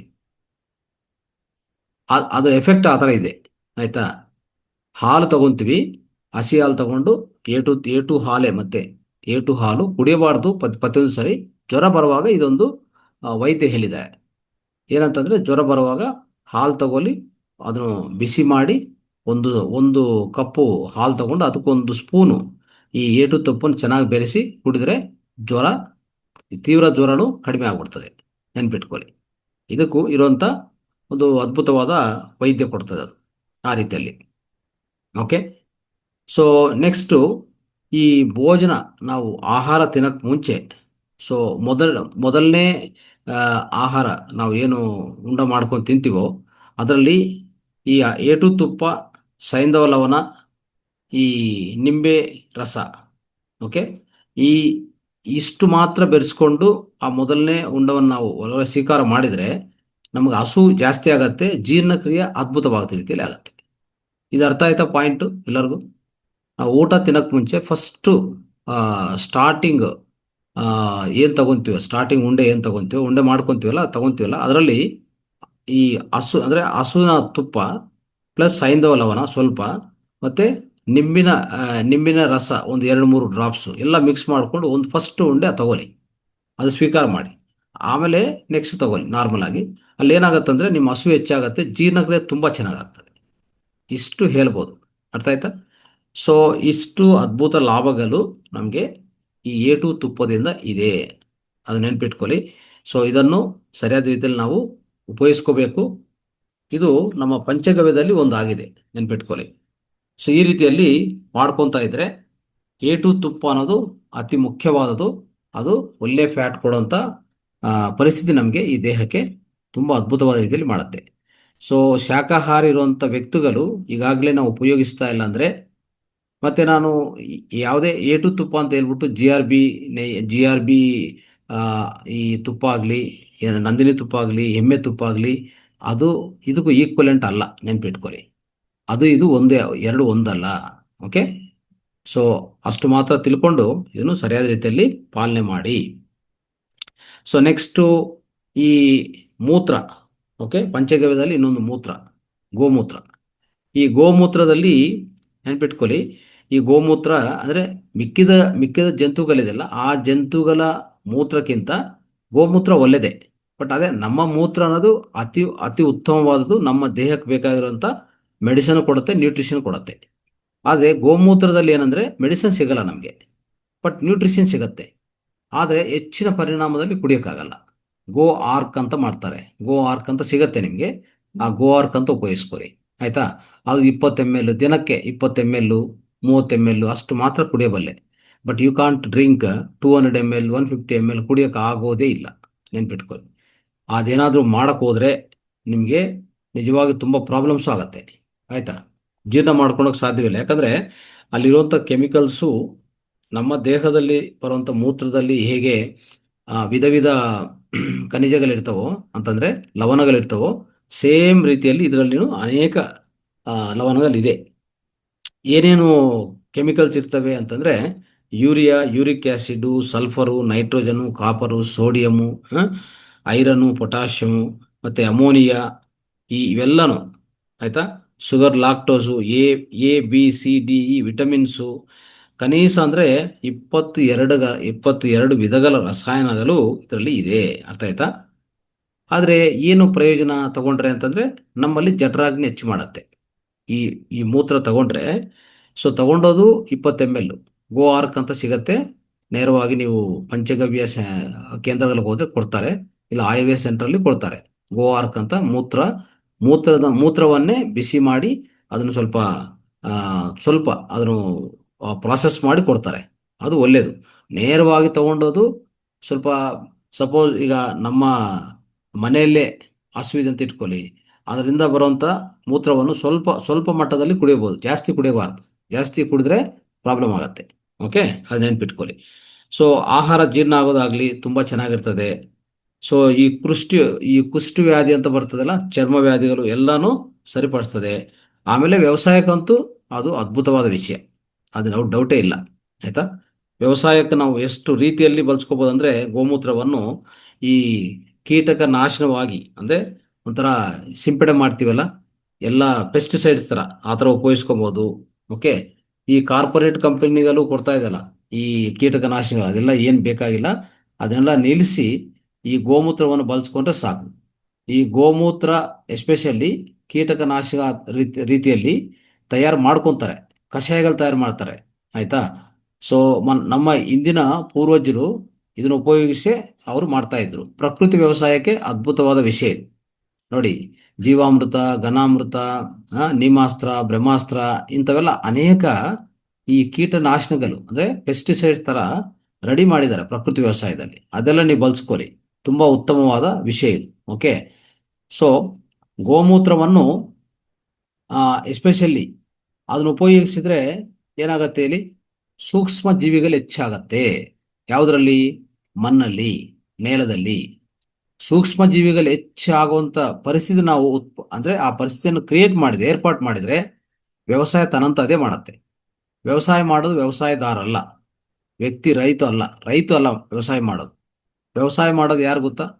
ಭೂಮಿ ಒಳಗಡೆ ಇರುವಂಥ ಈ ಸೂಕ್ಷ್ಮ ಜೀವಿಗಳೇ, ಎರೆಹುಳುಗಳು ಮತ್ತು ವಿಧ ವಿಧ ಸೂಕ್ಷ್ಮ ಜೀವಿಗಳೇನಿದೆಯೋ ನೋಡಿ. ಭೂಮಿ ಒಳಗಡೆ ಇಷ್ಟು ಒಂದು ಮುಷ್ಟಿ ಅಂತ ಮಣ್ಣಲ್ಲಿ ಕೋಟ್ಯಾಂತರ ಸೂಕ್ಷ್ಮ ಜೀವಿಗಳು ಇರಬೇಕು. ಈಗ ಇಲ್ಲ. ಯಾಕಿಲ್ಲ? ನಾಶನ ಮಾಡಿದ್ದಾರೆ. ಹೆಚ್ಚಿನ ಪರಿಣಾಮದಲ್ಲಿ ಈ ಸಿಂಪಡಣೆ ಮಾಡಿ ಏನೇನಂತಂದರೆ ಅನೇಕ ನಾವು ನೋಡ್ತಾ ಇದ್ದೀವಲ್ಲ, ಕೆಮಿಕಲ್ಸು, ಗೊಬ್ಬರ ಅಂದರೆ ರಾಸಾಯನಿಕ ಗೊಬ್ಬರಗಳು, ರಾಸಾಯನಿಕ ಕೀಟನಾಶಕಗಳು ಹಾಕಿ ಅಲ್ಲಿ ಇರುವಂಥ ಎಲ್ಲ ಸೂಕ್ಷ್ಮಗಳು ಸತ್ತೋಗಿ ಈಗ ಒಂಥರ ಪ್ಲಾಸ್ಟಿಕ್ ಸಾಯಿಲ್ ಥರ ತಯಾರಾಗಿದೆ. ಅದನ್ನೆಲ್ಲ ಪುನರುತ್ಪಾದನೆ ಮಾಡಬೇಕಂದ್ರೆ ಏನು ಬೇಕು? ಮತ್ತೆ ನಮಗೆ ಖಂಡಿತ ಇಂಥ ಗೋಮೂತ್ರವನ್ನು ಬೆರೆಸ್ಬೇಕು. ಗೋಮೂತ್ರವನ್ನು ಗೋ ಆರ್ಕು ಈಗಾಗಲೇ ನಿಮಗೆ ಸಿಗ್ತದೆ. ಈ ಗೋಶಾಲಕ್ಕೆ ಹೋದ್ರೆ ಕೊಡ್ತಾರೆ, ಅದನ್ನು ಉಪಯೋಗಿಸ್ಕೊಂಡು ಇದು ಮಾಡಬೇಕಾಗತ್ತೆ. ಆಯಿತಾ. ಒಂದು ನಾಗಪುರ ಹತ್ರ ಗೋ ವಿಜ್ಞಾನ ಅನುಸಂಧಾನ ಕೇಂದ್ರ ಅಂತ ಇದೆ. ಆಯಿತಾ. ಸೊ ಇವರು ಈ ಗೋಮೂತ್ರದ ಮೇಲೆ ಸುಮಾರು ಪೇಟೆಂಟ್ಗಳು ತಗೊಂಡಿದ್ದಾರೆ. ಅಮೆರಿಕಾದಿಂದ 5 ಪೇಟೆಂಟ್ಗಳು, ಚೈನಾದಿಂದ 5 ಪೇಟೆಂಟ್ಗಳು. ಸೊ 2008ರಲ್ಲಿ ತಗೊಂಡಿದ್ದಾರೆ. ಆಯಿತಾ. ಸೊ ಅದ್ಭುತವಾದ ರೀತಿಯಲ್ಲಿ. ಸೊ ಇటీವಲ ಸಮಯದಲ್ಲಿ ಸ್ವೈನ್ ಫ್ಲೂ ಬಂದಿಲ್ಲ, ಸ್ವೈನ್ ಫ್ಲೂ ಅನ್ನು ಗೋಮೂತ್ರದಿಂದ ತಯಾರು ಮಾಡುವಂಥ ಔಷಧವನ್ನೇ ಬಳಸಿದ್ದಾರೆ. ನೋಡ್ಕೊಳ್ಳಿ, ಗೋಮೂತ್ರದಿಂದ ತಯಾರಾಗಿರುವಂಥ ಔಷಧವನ್ನು ಬಳಸಿ ಈ ಸ್ವೈನ್ ಫ್ಲೂ ಅಂತಲೂ ನಿವಾರಣೆ ಮಾಡಿದ್ದಾರೆ. ಆಯಿತಾ. ಸೊ ಅದಕ್ಕೋಸ್ಕರ ಇಂಥ ಗೋಮೂತ್ರ ಅದ್ಭುತವಾದ ರೀತಿಯಲ್ಲಿ ನಾವು ಉಪಯೋಗಿಸ್ಕೋಬೋದು. ಇದನ್ನು ಔಷಧಗಳ ಮೂಲಕವನ್ನು ನಮ್ಮ ಗೃಹ ವೈದ್ಯನು ಮಾಡ್ಕೋಬೋದು. ಮನೆಯಲ್ಲಿ ತುಂಬ ವೈದ್ಯ ಮಾಡ್ಕೋಬೋದು. ಏನಂತಂದರೆ ಈಗ ಉದಾಹರಣೆಗೆ ಈ ಪೈಲ್ಸ್ ಬಂದಿರ್ತದೆ ನೋಡಿ, ಪೈಲ್ಸ್ ವ್ಯಾಧಿಗೆ ಅಂಥವ್ರಿಗೆ ಈ ಗೋಮೂತ್ರವನ್ನು ಸ್ವಲ್ಪ ಬಿಸಿ ಮಾಡಿ ಆ ಪೈಲ್ಸ್ ಮೇಲೆ ಸ್ವಲ್ಪ ಹಚ್ಚಿದರೆ, ಸ್ವಲ್ಪ ಅಂದರೆ ಜಾಸ್ತಿ ಬಿಸಿ ಮಾಡೋದು ಬೇಡ, ಒಂಥರ ಮೀಡಿಯಂ ಥರ ಬಿಸಿ ಮಾಡಿ ಅದ್ರ ಮೇಲೆ ಹಚ್ಚಿದರೆ ಈ ಪೈಲ್ಸಿಂದ ಬಂದಿರುವಂಥ ಆ ಗಾಯಗಳಾಗಲಿ ಅದೆಲ್ಲ ನಿಧಾನವಾಗಿ ಅದೆಲ್ಲ ವಾಸಿ ಆಗತ್ತೆ. ಆಯಿತಾ. ಸೊ ಆ ರೀತಿಯಲ್ಲಿ ಗೋಮೂತ್ರವನ್ನು ಅಲ್ಲಿ ಹಚ್ಬೋದು, ಸ್ವಲ್ಪ ಬಿಸಿ ಮಾಡಿ ಹಚ್ಬೋದು. ಪೈಲ್ಸಿಂದ ಬಂದಿರುವಂಥ ಆ ಬಾಯಿಲ್ಸ್ಗೆ, ಅದಕ್ಕೆ ಗಾಯಗಳಿಗೆ ಆ ಥರ ಹಚ್ಬೋದು. ಆಮೇಲೆ ಈಗ ಯಾರನ್ನ ಈ ಹೆಚ್ಚು ಆ, ಊಬಕಾಯ ಅಂತಂದ್ರೆ ಹೆಚ್ಚು ತೂಕ ಇರ್ತದೆ ನೋಡಿ, ಅಂದ್ರೆ ತೂಕ ಹೆಚ್ಚಿರೋರು, ಒಬೆಸಿಟಿ ಇರೋರು ಇದೆಲ್ಲ, ಅವರೊಂದು 10 ml ಗೋಮೂತ್ರವನ್ನು ಉಗುರುಬೆಚ್ಚ ನೀರಲ್ಲಿ, ಓಕೆ, ಉಗುರುಬೆಚ್ಚ ನೀರಲ್ಲಿ ಒಂದು ಸ್ವಲ್ಪ ಜೇನುತುಪ್ಪ ಹಾಕ್ಕೊಂಡು ಅದು ಸೇವನೆ ಮಾಡ್ತಾ ಹೋದ್ರೆ ಈ ಅಧಿಕ ವೆಯ್ಟ್ ಇರೋರು, ತೂಕ ಇರೋರು ಕಡಿಮೆ ಆಗ್ತಾರೆ. ಅಂದರೆ ಒಬೆಸಿಟಿಯನ್ನು ಕಡಿಮೆ ಮಾಡ್ಬೋದು. 10 ml ಮಾತ್ರ ಗೋಮೂತ್ರ, ಆಯಿತಾ, ಮತ್ತು ಉಗುರುಬೆಚ್ಚ ನೀರು, ಅದಕ್ಕೆ ಸ್ವಲ್ಪ ಜೇನುತುಪ್ಪ, ಓಕೆ. ಸೊ ಆ ಜೇನುತುಪ್ಪ ಅನ್ನೋದು ಬೆರೆಸ್ಕೊಂಡದು ಆ ರೀತಿಯಲ್ಲಿ ಕುಡಿಬೋದು, ಓಕೆ, ಅದು ಒಳ್ಳೆಯದು. ಆಮೇಲೆ ಇನ್ನೊಂದೇನೆಂದರೆ ಕೊಬ್ಬು ಕರಗಿಸೋದು. ಸೊ ನಮ್ಮ ಶರೀರದಲ್ಲಿ ಅಧಿಕ ಕೊಬ್ಬಿರತ್ತಲ್ಲ, ಅಧಿಕ ಕೊಬ್ಬು, ಎಸ್ಪೆಷಲಿ ಕೊಲೆಸ್ಟ್ರಾಲ್, ಬ್ಯಾಡ್ ಕೊಲೆಸ್ಟ್ರಾಲ್, ಈಗಾಗಲೇ ತಿಳ್ಕೊಂಡಿದ್ವಿ. ಈ ರಕ್ತನಾಳ ಒಳಗಡೆ ಅಧಿಕ ಕೊಬ್ಬಿದ್ರೆ ನಮ್ಮ ಹೃದ್ರೋಗಗಳು ಬರ್ತವೆ, ಅಂದರೆ ಹಾರ್ಟ್ ಪ್ರಾಬ್ಲಮ್ ಹೆಚ್ಚಾಗುತ್ತೆ. ಅದನ್ನು ಕರಗಿಸುವಂಥ ವ್ಯವಹಾರ ಗೋಮೂತ್ರ ಪ್ರತಿನಿತ್ಯ ತಗೊಂಡ್ರೆ 10-20 ml ಗೋ ಆರ್ಕ್ ತಗೊಳ್ಳಿ, ಖಂಡಿತ ಅದು ಕಡಿಮೆ ಮಾಡುತ್ತೆ. ಮತ್ತು ಈ ಮಲಬದ್ಧತೆ ನೋಡಿ, ಮಲಬದ್ಧತೆಯನ್ನು ನಮ್ಮ ಸ್ವಂತ ಮೂತ್ರ ಎಷ್ಟು ಚೆನ್ನಾಗಿ ಮಾಡ್ತದೆ ಅಲ್ಲ, ನಮಗೆಲ್ಲ ಪರಿಚಯ ಇದೆ ಅಲ್ವಾ. ಅದು ತಗೊಂಡಿದ ತಕ್ಷಣ ಹೆಚ್ಚು ಚೆನ್ನಾಗಿ ಒಳಗಡೆ ಇರುವಂಥ ಎಲ್ಲ ಮಲವನ್ನು ಆಚೆ ಕಡೆ ವಿಸರ್ಜನೆ ಮಾಡ್ತದೆ. ಅದೇ ರೀತಿಯಲ್ಲಿ ಇದು ಸಹ ತಗೊಂಡ್ರೆ ಮಲಬದ್ಧತೆ ಕಡಿಮೆ ಮಾಡ್ಬೋದು ಖಂಡಿತ, ಪ್ರತಿ ದಿವಸ ತಗೊಂಡ್ರೆ, ಓಕೆ. ಆಮೇಲೆ ಈ ಎಸ್ಪೆಷಲಿ ಹೊಟ್ಟೆ ಹೊಟ್ಟೆ ಊತ ಅಂತಂದರೆ, ಹೊಟ್ಟೆ ಅನ್ನೋದು ಉಬ್ಬು ಬಂದಿರ್ತದೆ, ಇಲ್ಲಾಂದರೆ ಹೊಟ್ಟೆ ಪ್ರಾಂತದಲ್ಲಿ ಕೊಬ್ಬು ಜಾಸ್ತಿ ಸೇರಿಕೊಂಡು, ಸೊ ಈ ಥರ ನಾವು ಆ, ಹೊಟ್ಟೆ ಅನ್ನೋದು, ಆ ಹೊಟ್ಟೆಯನ್ನು ಕಡಿಮೆ ಮಾಡೋಕ್ಕೆ ಗೋಮೂತ್ರವನ್ನು 20 ml ಪ್ರತಿ ದಿವಸ ನಾವು ತಗೋಬೋದು. ಆ ರೀತಿಯಲ್ಲಿ ಒಂದು 3 months ಸೇವನೆ ಮಾಡಿದರೆ ಈ ಹೊಟ್ಟೆ ಅಧಿಕ ಆ, ತೂಕ ಏನಿದೆಯೋ ಅದೆಲ್ಲ ಕಡಿಮೆ ಆಗುತ್ತೆ. ಒಂಥರ ಒಬೆಸಿಟಿ ಥರ ಹೊಟ್ಟೆ ಜಾಸ್ತಿ ಬಂದಿರ್ತದೆ ನೋಡಿ, ಅದು ಕಡಿಮೆ ಮಾಡುತ್ತೆ. ಎಸ್ಪೆಷಲಿ ಗೋಮೂತ್ರವನ್ನು 20 ml, ಅಂದರೆ 20 ml ಮಾತ್ರವೇ, ಆಯಿತಾ, ಆದರೂ ತಗೋಬೋದು. ಮತ್ತು ದೀರ್ಘಕಾಲಿಕ ಈ ಎಸ್ಪೆಷಲಿ ಕೋಲ್ಡ್ ಬಂದಿರ್ತದೆ ನೋಡಿ, ದೀರ್ಘಕಾಲಿಕ ಶೀತ ಬರೋವರೆಗೂ ಅವ್ರಿಗೆ ಈ ಗೋಮೂತ್ರವನ್ನು ನಶ್ಯತರನೇ ಉಪಯೋಗಿಸ್ಬೋದು. 2-4 ಹನಿಗಳು 2 ಮೂಗಿಯಲ್ಲಿ ಹಾಕ್ತಾ ಇದ್ರೆ ಪ್ರತಿನಿತ್ಯ, ಓಕೆ, ಖಂಡಿತ ಅವ್ರಿಗೆ ಬೇಗ ವಾಸಿ ಆಗತ್ತೆ. ಅದೇ ರೀತಿಯಲ್ಲಿ ಗೋಮೂತ್ರವನ್ನು ಬೆಳಗ್ಗೆ ಸಾಯಂಕಾಲ ಕುಡಿಯೋದು. ಈಗ ಯಾರ್ಯಾರು ಸ್ವಂತ ಮೂತ್ರವನ್ನು ಅಭ್ಯಾಸ ಮಾಡ್ಕೊಂಡಿಲ್ಲ ಅಂದರೆ ಇದು ಅದ್ಭುತವಾದ ವಿಷಯ, ಆಯಿತಾ. ಸ್ವಂತ ಮೂತ್ರ ಅಭ್ಯಾಸ ಮಾಡ್ಕೊಂಡಿದ್ರೆ ಅದಕ್ಕಿಂತ ಇನ್ನೂ ಒಳ್ಳೆಯದು ಯಾವುದೂ ಇಲ್ಲ. ನಾನು ಈಗಾಗಲೇ ಎಷ್ಟೋ ಸಲ ಟೀಚ್ ಮಾಡ್ತಾನೆ ಇದೆ ವೇದಿಕದಲ್ಲಿ. ಬಟ್ ಇವತ್ತಿನ ಈ ಕ್ಲಾಸಲ್ಲಿ ನಾವೇನು ತಿಳ್ಕೊತಾ ಇದೀವಿ ಅಂದರೆ, ನಮ್ಮ ಸ್ವಂತ ಮೂತ್ರವನ್ನು ಬಳಸ್ಕೊಳಕ್ಕೆ ಸಾಧ್ಯವಿಲ್ಲ ಅಂತ ಪಕ್ಷದಲ್ಲಿ ದೆನ್ ಗೋಮೂತ್ರ ಇಸ್ ದ ಬೆಸ್ಟ್, ಆಯಿತಾ. ಆ ಗೋಮೂತ್ರವನ್ನು ಸೇಮ್ ನಮ್ಮ ಸ್ವಂತ ಮೂತ್ರವನ್ನು ಹೇಗೆ ಮೂಗಿಯಲ್ಲಿ ಹಾಕ್ತೀವಲ್ಲ, ಈ ಕಡೆ 2 ಹನಿಗಳು, ಈ ಕಡೆ 2 ಹನಿಗಳು ಪ್ರತಿನಿತ್ಯ ಬೆಳಗ್ಗೆ ಸಾಯಂಕಾಲ ಹಾಕ್ಕೊತಾ ಇದ್ರೆ ಈ ದೀರ್ಘಕಾಲಿಕ ಈ ಸೈನಸ್ ಪ್ರಾಬ್ಲಮ್ಸ್ ಆಗಲಿ, ಶೀತ, ಪದೇ ಪದೇ ಶೀತ ಬರೋದಾಗಲಿ, ಇವೆಲ್ಲ ಪೂರ್ತಿ ಕಡಿಮೆ ಆಗ್ತದೆ, ಪೂರ್ತಿ ವಾಸಿ ನಿವಾರಣೆ ಮಾಡ್ಕೋಬೋದು, ಆಯಿತಾ. ಜೊತೆಗೆ ಕುಡಿಯೋದು ಬೆಳಗ್ಗೆ ಸಾಯಂಕಾಲ ಒಂದು ಅಟ್ಲೀಸ್ಟ್ ಒಂದು 10 ml 20 ml ಕುಡಿಯೋದು, ಇಷ್ಟು ಮಾತ್ರ ಮಾಡಿ, ಓಕೆ. ತುಂಬ ಚೆನ್ನಾಗಿ ಹೆಲ್ಪ್ ಆಗುತ್ತೆ ನಿಮಗೆ. ಆಮೇಲೆ ಯಾವುದನ್ನ ಗಾಯಗಳಾಗತ್ತಲ್ಲ, ಈ ಗಾಯಗಳ ಮೇಲೆ ಈ ಗೋಮೂತ್ರವನ್ನು ಸ್ವಲ್ಪ ಬಿಸಿ ಮಾಡಿ ಅದಕ್ಕೆ ಹಚ್ಚಿದ್ರೆ, ಆಯಿತಾ, ಇಲ್ಲ ಅಂದರೆ ಗೋಮೂತ್ರದಲ್ಲೇ ಒಂದು ತೇವೆ ಬಟ್ಟವನ್ನು ಹಾಕ್ಕೊಂಡಿದ್ರೆ ಆ ಗಾಯಗಳ ಮೇಲೆ ಅದು ವಾಸಿ ಆಗತ್ತೆ. ಸೇಮ್ ನಮ್ಮ ಸ್ವಂತ ಮೂತ್ರವನ್ನು ಹೇಗೆ ಬಳಸ್ಕೊತೀವೋ ಅದೇ ರೀತಿಯಲ್ಲಿ ಇದನ್ನು ಬಳಸ್ಕೊಳ್ಳಿ, ಆಯಿತಾ, ಅದನ್ನು ಮಾಡ್ಕೊಳ್ಳಿ. ಸೊ ಈ ರೀತಿಯಲ್ಲಿ ಮಾಡ್ಕೊತ ಹೋದರೆ ಎಷ್ಟೇ ಗಾಯಗಳಿರಲಿ, ಈ ಥರ ಚರ್ಮದ ಮೇಲೆ ಬರೋವಂಥ ಗಾಯಗಳು, ಅಂದರೆ ಒಂಥರ ಈ ಸೋರಿಯಾಸಿಸ್ಸು, ಇಂಥ ರೀತಿಯಲ್ಲಿ ಚರ್ಮ ವ್ಯಾಧಿಗಳು ಬರ್ತಾವಲ್ಲ, ಅದಕ್ಕೆಲ್ಲ ನೀಟಾಗಿ ಸೇಮ್ ನಮ್ಮ ಸ್ವಂತ ಮೂತ್ರವನ್ನು ಯಾವ ರೀತಿಯಲ್ಲಿಯೋ ಇದೇ ಗೋಮೂತ್ರವನ್ನು ಚೆನ್ನಾಗಿ ಹಚ್ಕೋಬೇಕು, ಚೆನ್ನಾಗಿ ಮಸಾಜ್ ಮಾಡ್ಕೋಬೇಕು. ಮಸಾಜ್ ಮಾಡ್ಕೊಂಡಿದ್ರೆ ಅಂತೂ ಗ್ಯಾರಂಟಿ ಅಂಥ ಗಾಯಗಳು, ಚರ್ಮ ವ್ಯಾಧಿಗಳು ಎಲ್ಲ ತೊಲಗೋಗುತ್ತೆ. ಇದಕ್ಕೂ ಆ ಶಕ್ತಿ ಇದೆ, ನೆನಪಿಟ್ಕೊಳ್ಳಿ, ಆಯಿತಾ. ಸೊ ಆ ರೀತಿಯಲ್ಲಿ ಬಳಸ್ಕೊಳ್ಳಿ. ಕೊನೆಯದಾಗಿ ಪಂಚಗವ್ಯದಲ್ಲಿ ಲಾಸ್ಟ್ ಆ್ಯಂಡ್ ಫೈನಲ್ ಆಗಿ ನಾವು ಚರ್ಚೆ ಮಾಡಬೇಕಾಗಿರೋದು ಈ ಗೋಮಾತ ಕೊಡುವಂಥ ಸೆಗಣಿ ಬರಣೆ ಅಂತ ಹೇಳ್ತೀವಿ, ಆಯಿತಾ. ಸೊ ಇದು ನಿಮಗೆಲ್ಲ ಗೊತ್ತಿರೋ ವಿಷಯ. ವ್ಯವಸಾಯಕ್ಕೆ ತುಂಬ ಅನುಕೂಲ ಆಗೋದು, ತುಂಬ ಹೆಲ್ಪ್ ಆಗುತ್ತೆ. ಯಾಕಂದರೆ ಇದರಲ್ಲಿ ಅನೇಕ ಸೂಕ್ಷ್ಮ ಜೀವಿಗಳಿರ್ತವೆ, ಆಯಿತಾ. ಇದನ್ನು ವ್ಯವಸಾಯಕ್ಕೆ ಬಳಸ್ಕೊತೀವಿ. ಪ್ರಧಾನವಾಗಿ ನಾವು ಬೆಲೆ ಹಾಕ್ತೀವಲ್ಲ, ಆ ವ್ಯವಸಾಯ ಭೂಮಿಯಲ್ಲಿ ಇದನ್ನು ಸರಿಯಾದ ರೀತಿಯಲ್ಲಿ ಮಿಕ್ಸ್ ಮಾಡಿ ಹಾಕಿದರೆ ಖಂಡಿತ ಅದು ತುಂಬ ಸಹಾಯ ಆಗತ್ತೆ. ಈ ಯಾವುದೇ ರಾಸಾಯನಿಕ ಗೊಬ್ಬರಗಳು ಬೇಕಾಗಿಲ್ಲ. ಈ ರಾಸಾಯನಿಕ ಗೊಬ್ಬರಗಳಿಂದ ಆಗುವಂಥ ನಷ್ಟಗಳನ್ನು ನಾವು ನಿವಾರಣೆ ಮಾಡ್ಕೋಬೋದು, ಆಯಿತಾ. ಸೊ ನೇಲವನ್ನು ಸಾರವಂತವಾಗಿ ತಯಾರು ಮಾಡ್ಕೋಬೋದು. ಫರ್ಟೈಲ್ ಲ್ಯಾಂಡ್ ಥರ ತಯಾರು ಮಾಡ್ಕೋಬೋದು. ಅದನ್ನು ಉಪಯೋಗಿಸಿ, ಈ ಬರೆಯನ್ನು ಉಪಯೋಗಿಸಿ ನಾವು ಅಗ್ನಿಹೋತ್ರ ಮಾಡ್ತಾ ಇರ್ತೀವಿ. ಅದರಿಂದ ಬೂದಿ ಬರುತ್ತೆ. ಅದು ತುಂಬ ಫಲವಂತವಾಗಿರುವಂಥದ್ದು. ಅದರಲ್ಲಿ ಅನೇಕ ಖನಿಜಗಳು, ಸೊ ಅದರಿಂದ ತುಂಬ ಲಾಭ ಆಗತ್ತೆ ನಮಗೆ, ಆಯಿತಾ. ಅದಕ್ಕೋಸ್ಕರ ಈ ಬರಣೆಯನ್ನು, ಸೆಗಣಿಯನ್ನು ಅಗ್ನಿಹೋತ್ರಕ್ಕೂ ಬಳಸ್ಕೊಳ್ಳಿ. ಒಂದು ಕಡೆ ಅದನ್ನು ಆ, ನಮ್ಮ ರಾಸಾಯನಿಕ ಗೊಬ್ಬರಗಳ ಪ್ರತ್ಯಾಮ್ನಾಯವಾಗಿ ಇದನ್ನು ಸೊ ಹೆಚ್ಚಿನ ರೀತಿಯಲ್ಲಿ ಬಳಸ್ಕೋಬೇಕು. ಸೊ ಪ್ರತಿಯೊಂದು ವ್ಯವಸಾಯ ಕ್ಷೇತ್ರದಲ್ಲಿ ಇದು ಹೆಚ್ಚಿನ ರೀತಿಯಲ್ಲಿ ಬಳಸ್ಕೋಬೇಕಾಗತ್ತೆ. ಅದಕ್ಕೂ ಹಸು ನಿಮ್ಮ ಮನೆಯಲ್ಲಿದ್ದರೆ, ವ್ಯವಸಾಯ ಮಾಡೋಂಥವ್ರಿಗೆ ಹಸು ಅನ್ನೋದು ಮನೆಯಲ್ಲಿ ಖಂಡಿತ ಇರಲೇಬೇಕು. ತುಂಬ ಜನ ಏನಾಗಿದೆ ಗೊತ್ತಾ, ವ್ಯವಸಾಯ ಮಾಡ್ತಾರೆ ಬಟ್ ಹಸುನ ಇಟ್ಕೊಳ್ಳೋಕ್ಕೆ ಇಷ್ಟಪಡಲ್ಲ. ಅದನ್ನ ಯಾಕೆ ಕಟ್ಕೋಬೇಕು ಅನ್ನೋದು, ಈ ಗೊಬ್ಬರ ಬೇಕಂದ್ರೆ ಎಲ್ಲೋ ಹೋಗಿ ತಗೊಂಡು ಬರ್ತಾರೆ, ಮತ್ತು ಸಿಂಪಡೆ ಬೇಕಂದ್ರೆ ಎಲ್ಲಿಂದ ತೊಗೊಂಡು ಬರ್ತಾರೆ.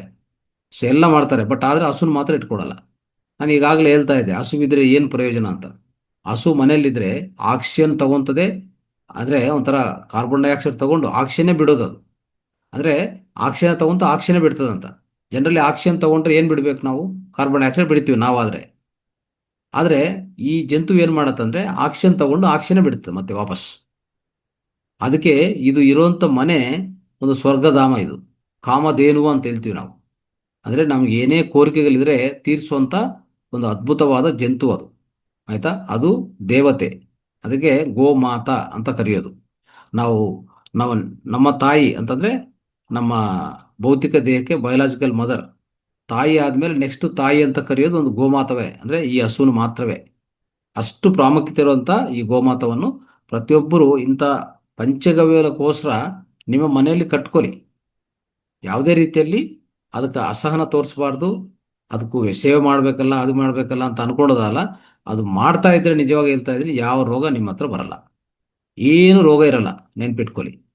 ಈಗ ಸಣ್ಣ ಸಣ್ಣ ಹಸುಗಳು ಸಿಗ್ತಾ ಇದೆ, ಒಂಥರ ಪೆಟ್ ಅನಿಮಲ್ಸ್ ಥರ ಸಾಕೋಬೋದು. ನಾವು ಮನೆಯಲ್ಲೇ ಸಾಕೋಬೋದು, ಅಪಾರ್ಟ್ಮೆಂಟಲ್ಲಿ ಕಟ್ಕೋಬೋದು, ಗೊತ್ತಾ. ಸಣ್ಣ ಸಣ್ಣ ಸಣ್ಣ ಒಂಥರ ಕುರಿಗಳು ಆ ಥರ ಸಿಗ್ತದೆ ಈಗ. ಓಕೆ. ಸೊ ತುಂಬ ಹೈ, ಅದ್ರ ಮಿನಿ ಕೌಸ್ ಅಂತ ಕರೀತಾರೆ, ಮಿನಿ ಹಸುಗಳು ಸಿಗ್ತಾ ಇದೆ. ದಯವಿಟ್ಟು ಕಟ್ಕೊಳ್ಳಿ. ಸೊ ಅದನ್ನು ಕಾಪಾಡೋಣ. ನಮ್ಮ ದೇಸಿ ತಳಿಗಳನ್ನು ಹೆಚ್ಚಿನ ರೀತಿಯಲ್ಲಿ ಕಾಪಾಡಬೇಕು ನಾವು. ನಮ್ಮ ಬಾಧ್ಯತೆ ಅದು ಆ್ಯಕ್ಚುಲಿ ಹೇಳ್ಬೇಕಂದ್ರೆ. ಪ್ರತಿ ರೈತಗೂ ಅದ್ಭುತ ಅವಕಾಶ ಇದೆ. ಒಂದಲ್ಲ, ಒಂದು, ಎರಡು, ಐದು, 5 ಹಸು 10 ಹಸುಗಳು ಕಟ್ಕೊಳ್ಳಿ. ಏನು ತೊಂದರೆ ಇದೆ ನಿಮಗೆ? ಜಾಗ ಇದೆ, ತನಂತಾವೆ ತಿಂತವೆ, ಯಾವ ರೋಗ ಬರಲ್ಲ ಅದಕ್ಕೆ. ಎಷ್ಟು ಬಿಸಿಲಿದ್ದು ತಟ್ಕೊತವೆ, ಎಷ್ಟು ಮಳೆ ಬಂದು ತಟ್ಕೊತವೆ. ಅಲ್ಲೇ ಅದೇ ತಿರ್ಕೊಂಡು ಆ, ಮೇವನ್ನು ಹಾಕ್ಕೊಂಡು ಮೇವನ್ನು ತಗೊಂಡು ಬರ್ತಾ ಇರ್ತವೆ. ನಿಮ್ಗೆ ಏನು ತೊಂದರೆ ಕೊಡಲ್ಲ ಅವು. ಓಕೆ, ಈ ರೀತಿಯಲ್ಲಿ ಮಾಡೋಣ. ಸೊ ಇವತ್ತಿಗೆ ನಾವು ಈ ಪಂಚಗವ್ಯಗಳ ಪ್ರಾಮುಖ್ಯತೆಯನ್ನು ಮುಕ್ತಾಯ ಮಾಡ್ಕೊತಾ ಇದ್ವಿ. ಸೊ ಎಲ್ಲರಿಗೂ ಧನ್ಯವಾದಗಳು. Thank you.